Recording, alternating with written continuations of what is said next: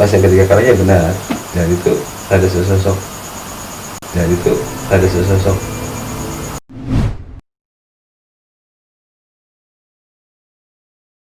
Balik lagi bersama gue Wisnu. Jadi kali ini kedatangan tamu spesial, Bang Randy. Selamat malam Bang Randy. Selamat malam Wisnu. Ya, Bang Randy biasa dipanggil Bang Ambon. Betul Bang. Bang Ambon. Jadi kali ini Bang Randy bakalan cerita pengalaman mendaki gunung mana Bang Ambon? Gunung Salak. Gunung Salak. Jadi pas awal mendaki Gunung Salak tahun berapa Bang? Itu tahun 2009. 2009.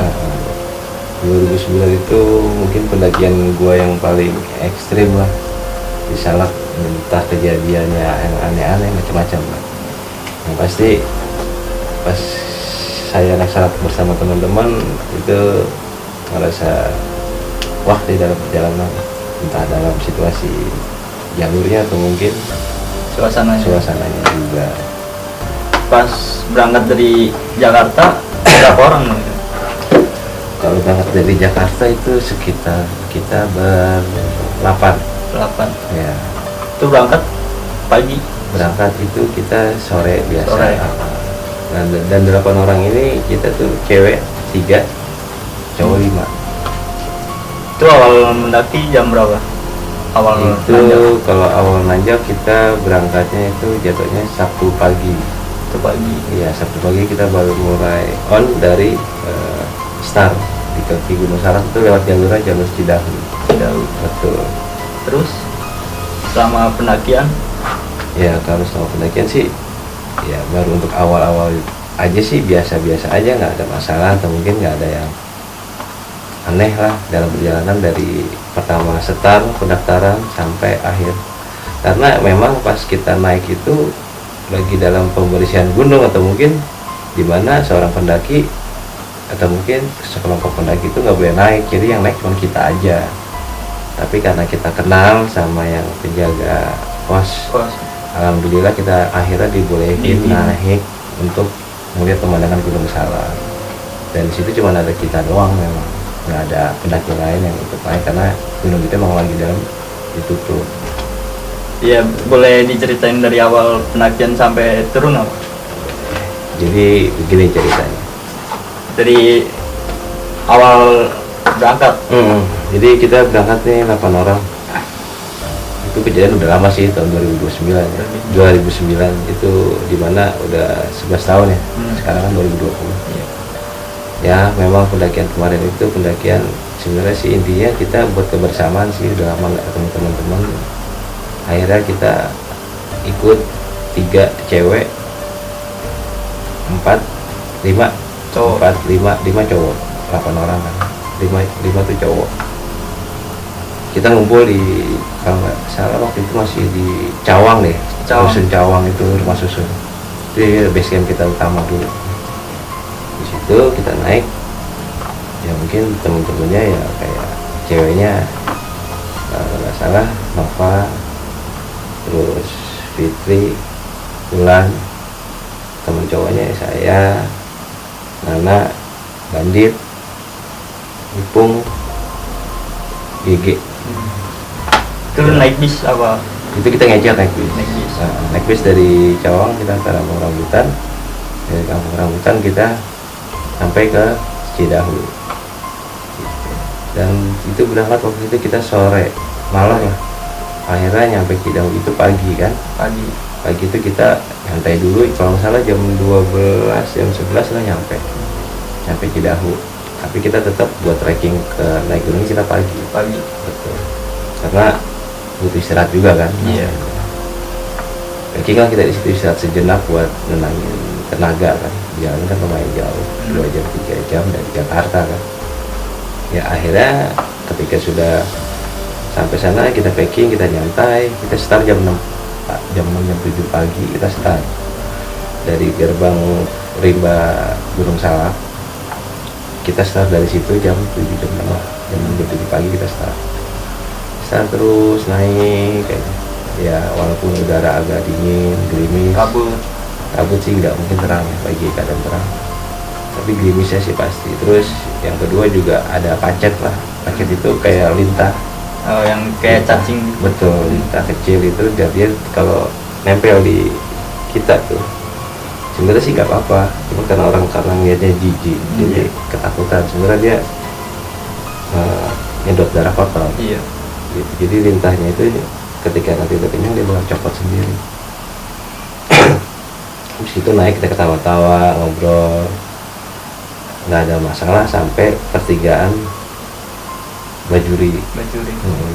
Pos Bajuri itu ada sebuah pertigaan yang dimana nanti pertigaan itu ke kiri kita ke kawah, ke kanan kita muncak Gunung Salak, tapi di situ ada warung. Nah, warung itu buka, itu warungnya warung Abah Bajuri namanya.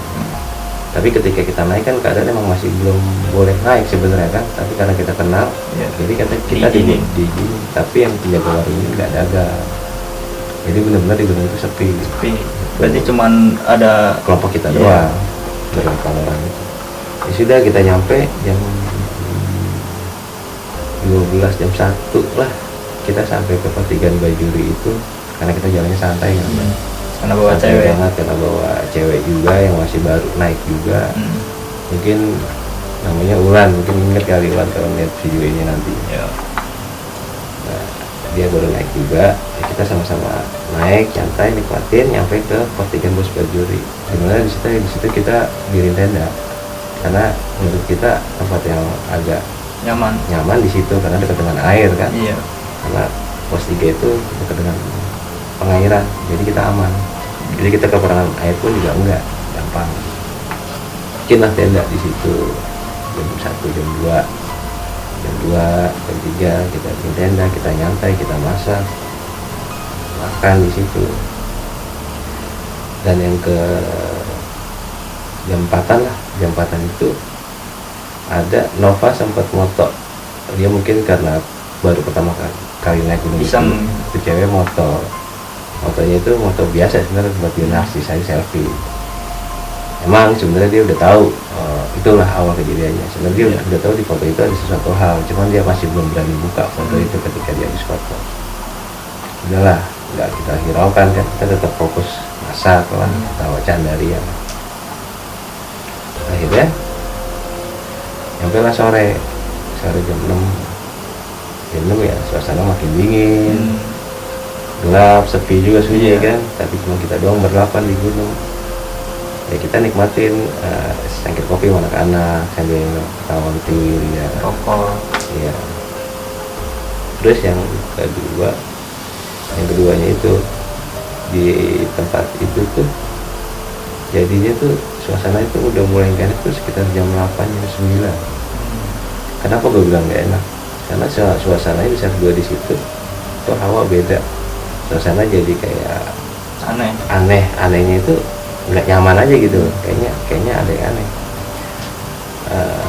Jam 9 sampai jam 9 kita mau siap-siap istirahat, tapi mungkin namanya kita mau nikmatin suasana, akhirnya kita bergadang sampai beberapa orang kan yang ada di tenda itu. Yang lainnya sih nggak ada yang duluan tidur, tapi kita tinggal kalau nggak salah berlima. Yang 3 tidur berlima, yang 3 tidur. Kita main kartu lah biasa, buat menemani dinginnya malam. Main kartu, ngopi, ngobrol ya, entah satu persatu tuh temen gue tuh hilang, maksudnya hilang itu satu persatu, entah kedinginan, entah takut, entah kabur, tapi dia langsung masuk ke dalam tenda tuh. Satu masuk, udah tuh kita masih main kartu, masih ngobrol, tahu. Berarti sisa berempat tuh. Sisa tuh berempat. Iya. Terus masuk lagi satu. Bertiga. Tinggal sisa bertiga, dan Mbak Hana masuk lagi satu. Ini tinggal gue sama Bandit. Jadi Bandit ini sebenarnya pengen ngerayain, gak tau itu dia tuh punya niat buat ngerayain ulang tahun dia nih malam, tanpa gua sadari, karena gua dengar kabar dia ulang tahun. Cuman sih gua sih nggak ngeh, tapi atas kejadian ini nih angin tuh kayak beda gitu. Bedanya tuh kayak ada sesuatu hal tuh yang gimana sih, pohon tiba-tiba bisa bergerak kencang, ada suara anginnya, wus. Tenda kita, ini tenda, ini pohon sini, ini kali ini kan mata air. Iya. Pohon ini aja yang geraknya kencang, Yang lain nggak ada. Satu tuh. Udah dong, akhirnya gue berdua sama Bandit, tinggal berdua dong, gue terusin main kartu sama si Bandit ya kan. Iya. Sampai yang kedua kalinya pun sama, akhirnya selang beberapa menit suara itu datang lagi, dan pohon itu bergerak lagi bos, dan gue cuek. Terus masih lanjut. Gue tuh membawa rasa takut. Membawa rasa takut itu, ya gue main kartu lagi ya. Tapi lama-lama tuh merinding juga gitu kan. Akhirnya pas yang ketiga kalinya benar, dan itu ada sosok kain putih tuh terbang ke atas dari pohon itu. Yang pohon gerak itu. Pohon yang gerak itu. Akhirnya pas yang ketiga kalinya baru kita masuk. Gua lanjut masuk ke dalam kamar. Itu ke dalam tenda tanpa mikir apapun, tanpa harus apa-ngapain, nggak gua rapiin, yang ada di situ berantakan. Gua cabut langsung masuk ke tenda, langsung tidur. Gue tidur di situ, diem aja sampai nungguin benar-benar perasaan gue sama rasa takut gue hilang. Tapi yang bisa dibohongin, rasa takut gue terus ada sampai kapanpun. Akhirnya gue masuk dalam tenda dong, tidur gitu, gue bisa pejimin mata, pejimin mata gimana gue bisa tidur lah gue. Tidur sekitar kejadian juga jam 11 itu, jam 11 malam kejadian. Yang pohon itu bergerak terus keluar bahan putih ke atas, ya mungkin bisa dibilang kayak kuntilanak kali ya. Masuk ke dalam situ dalam tenda, gue mencoba tidur. Bandit bangun lah, Bandit juga masuk, Bandit bangun lah, Bandit bangun. Mungkin Bandit mikir itu udah pagi, karena dia ngeliat jam temen gua kembali, disangkanya udah 4:30. Padahal baru 1:30. Dia bangun gua lah, ya. Bang, bangun bang, udah jam 5 pagi.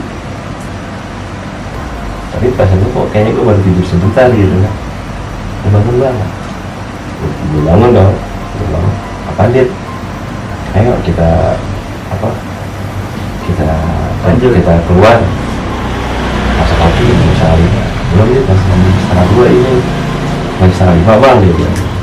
Pas tidur kita, oh iya 1:30 balik pulang. Udah dong, kita masih kepikiran yang tadi di pohon itu kan. Udah gue tidur lagi tuh, gue coba untuk dimerepin mata lagi. Ada suara kayak orang loncat di samping tenda gua. Suara itu lama-lama kok dekat gitu. Bingung deh gua kan, apalagi nih gitu maksudnya gua. Tapi ya gua acuin aja, maksudnya gua berusaha untuk mudah-mudahan sih nggak ada apa-apa aja. Cuman rasa ketakutan gua atas cuman suara doang, suara langkah itu bikin gua takut, karena nggak ada pendaki lain selain gua dan kelompok gua. Itu yang gua takutin. Ya sudah lah, pagi menjelang kita diem aja, nggak ada kata omongan, nggak ada kata cerita kayak lain, nggak ada, sama-sama saling menutup situasi. Karena kan nggak terjadi apa-apa gitu kan. Yang ketiganya pagi nyampe tuh. Pagi nyampe ya udah, kita ketawa, akhirnya gua nggak jadi muncak. Jadi di situ nggak jadi karena gua trauma sama kisah yang tadi malam yang terjadi sama kelompok gua. Akhirnya gua nggak jadi muncak, gua ketawa. Di situ gua ketawa pun bareng-bareng sama yang lain, nyaman. Dan itu masih belum cerita tuh habis kejadian yang semalam. Dan gua pulangnya nggak lewat jalur itu, lewat jalur Cimati. Berarti lewat beda lagi, beda jalur, karena teman gua Mbak Nahna itu biasanya dia melintas, katanya gua ngikutin aturan dia karena dia udah pernah dari situ, udah tahu bidangnya seperti apa, itu ikutin. Dan sampai Cimati kita berarti pulang pagi nyampe jam 9, gua udah mulai ke kawah tuh jam 9 pagi dari pertigaan gua bikin tenda. Jam 10, jam 9 gua berangkat. Akhirnya nyampe juga di Kawah Ratu jam 11.12 deh. Masih kawahnya itu bagus juga sih, bukan bagus aja, cuman kalau ada kejadian karena kawahnya kadang-kadang ngeluarin air belerang terlalu tinggi, kadang-kadang itu bisa bikin kita nyesek juga. Baunya kita nggak bisa lama di situ. Habis foto-foto di situ, ada gue turun lagi, kalau jalur Cimati, kalau jalur situ. Alhamdulillah dalam perjalanan itu kita aman, nggak ada apa-apa. Walaupun masih ada rasa was-was, tapi kenyataannya pas sampai bawah anak-anak sehat semua sih. Dan ketika sampai bawah, sampai tempat tujuan, jadinya baru semuanya kebuka. Jadi temen gue tuh cewek yang motor dia begini, yang selfie di belakang itu sebenarnya pocong, tapi dia nggak mau ngomong, nggak bercerita sama kita. Ini fotonya ada, itu foto pocong. Terus yang kedua, temen dua yang cewek, yang 3 orang yang tidur di dalam tenda, yang tidur duluan pun dia ngerasa. Jadi ini cewek 1, 2, 3 cewek tidur, ngadepnya satu arah semua, ke sana semua misalnya. Nah temen gue cewek yang namanya Ulan, dia nggak berani nengok ke belakang, ada belakang dia langsung, tapi dia ngerasa ada yang aneh di belakang dia. Jadi dia tuh nggak boleh nengok sampai pagi, itu dia nggak boleh nengok satu arah aja, gitu aja. Jadi dia baru cerita pas kita turun semua di bawah. Jadi emang pendakiannya itu full, kita dapat kejadian yang aneh semua, udah rata gitu semua. Tapi kalau dibuat jalurnya enak, santai kok jalurnya, teman-teman juga lumayan. itu nyampe bawah jam berapa? Sampai bawahnya itu kita jam 5 sampai bawah. Karena jalurnya sih nggak terlalu jauh seperti awal berangkat, karena kan beda jalur ya. Oke, jadi itu cerita dari pengalamannya Bang Amun sendiri saat nanjak Gunung Salak. Oh ya Bang, itu ngomong lu ke Gunung Salak udah berapa kali? Gua naik ke Gunung Salak itu udah 3 kali. 3 kali. Betul. 3 Itu kali naik Gunung Salak. Pernah muncak sekali Pak? Nggak pernah? Sama sekali. Ketiga-tiganya gua nggak pernah mengucap, karena kejadiannya pun ya ketiga-tiganya seperti itu semua. Ada kejadian yang aneh di sana gitu. Oh ya, gue mau nanya nih Bang. Kesan pesan lu buat pendaki yang pemula, kesan pesannya apa sih Bang? Buat pendaki pemula, lu kan ibaratnya udah pendaki lama lah.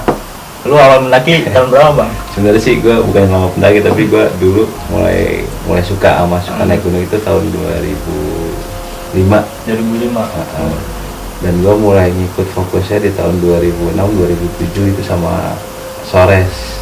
Di situ gue baru udah mulai aktif lah sama mereka pada, karena mungkin mereka pun lebih berpengalaman dibandingin gue, tapi gue juga belajar sama dia tentang naik gunung seperti apa gitu. Terus kesan pesannya apa sih buat kayak pendaki pemula gitu? Sebenarnya sih kalau menurut gue, kalau pesannya buat pendaki-pendaki yang baru gitu, yang pengen hobinya pengen naik bareng, pengen tahu alam, sebenarnya sih simple, tapi mungkin orang pada males ngejalaninnya. Sebenarnya sih kayak buang sampah, kayak kita habis masak, habis makan, kadang orang kan gampang ngebuang aja gitu. Sebenarnya sih harusnya kita habis kita makan, kita ambil, kita taruh plastik, kita bawa lagi plastik itu sampai turun lagi, kita ada tempat pembuangan sampah biar gunung itu pun nggak kotor gitu. Intinya jangan buang sampah sembarangan. Betul, bisa dibilang begitu intinya. Dan yang kedua itu mulut, karena kita ucap asal ya, kita nggak tahu tuh gunung apa kisahnya seperti apa, tapi kadang-kadang dari mulut pun kita bisa terjadi sesuatu hal. Ya kayaknya ngomongnya yang kasar lah, kayak monyet lah, tai lah, anjing lah, apalah. Ya kalau bisa sih dikurangin lah kalau buat para pendaki yang sekarang ya. Intinya jaga perilaku, betul, sikap. Jaga sikap. Karena kita di alam gitu, kita nggak tahu, dan itu pun bisa terjadi, pun bisa dadakan apapun itu, dan ada yang tahu akan efek ke nyawa. Yang tadi sasarin, entah apa, pasti banyak. Ya kayak kejadian mungkin gue di Salak gitu, itu mungkin karena ada tim gue yang iseng atau mungkin yang apa, dan gue pun juga nggak akhirnya seperti itu. Gitu, Wisnu. Oh ya, gue terakhir Bang, ada pertanyaan buat lu nih. Ya, Siap. Tapi lu jawabnya harus cepat. Insya Allah gue jawab cepat. Tapi santai kan jawabnya, Santai. maksudnya nggak sulit kan? Nggak Pertanyaan paham, lu. nggak paham. Oke oke. Siap. Ini pertanyaan pendek sih, sekali jawab doang cepat. Pertanyaannya langsung mulai nih. Oke. Jadi lu sendiri milih gunung apa pantai? Gunung. Milih depan belakang, Depan. gedung alam. Alam. Terus yang terakhir nih bang, Oke. Apa milih itu? gede apa salah? Gede. Gede. Iya. Karena di situ gue gede punya suatu hal juga sih. Hal juga. Ya, tapi yang pasti gue di gede banyak orang pada suka itu. Gunung yang menurut gue tuh yang gunung-gunung yang para pemula, bukannya pemula sih, yang siap pada naik dengan keindahan alamnya yang begitu indah, begitu bagus di Surya Kencananya. Dan metode gunung itu pun sekarang pun jadi metode gunung, mungkin pengunjungnya pun bisa parah, banyak yang bisa sampai ribuan. Entah apa yang ada di sana, cuman yang pasti banyak orang peminat ingin ke sana dengan keindahannya, Iya. karena keindahannya kan pribadi masing-masing. Tapi dibanding dengan gunung-gunung yang di Jawa Barat lainnya, mereka ingin ke gede. Entah apa yang mindset anak-anak yang pada suka ke gede, entah pemandangannya, entah di alun-alunnya yang begitu indah. Entah karena deket dari Jakarta. Betul, bisa begitu. Mungkin karena dekat dari Jakarta juga, jadi mereka nyari yang simpel ya kan. Iya, cepat juga. Cepat, pulang juga cepat, karena sebenarnya kan pada biasanya kan kerja lagi, Iya. kuliah, sekolah, ya mungkin dari situ. Itu kan yang di Gunung Gede seperti itu kebanyakan. Tapi emang gua akuin bukan yang paling tropis. Setahu gua Gunung Gede, dia sampai puncaknya pun masih ada pohon. Dibanding gunung-gunung yang lain. Tapi lu sendiri di Gede ada cerita lain sih? Ada sih waktu itu kejadiannya Ada. tahun 2000 sekitar 2012 atau 2013 gitu. Dan itu sebenarnya kejadiannya pendakian massal, di mana acara sebuah toko outdoor, toko gravel itu dia ngadain acara di situ. Oke. Di situlah kejadiannya banyak banget. Berarti ntar boleh lah ceritain lagi ya bang. Oke, nanti next time kita ketemu lagi ya, gua ada waktu ya gua kasih tau sama lo. Oke guys, jadi itu cerita pengalaman Bang Ambon sendiri saat nanya Gunung Salak. Ntar ada season 2-nya cerita di Gede om. Ya, Hmm. di kita di Tungguin aja ntar season kedua pengalaman lagi dari Bang Ambon pas nanya Gunung Gede. Terima kasih Bang Ambon Sama-sama. udah nyempetin datang di Thank sini. you. Terima kasih Bang. Sama-sama Bang Wisnu. Oke, terima kasih. Gua Wisnu. Gua Ambon. Assalamualaikum warahmatullahi wabarakatuh.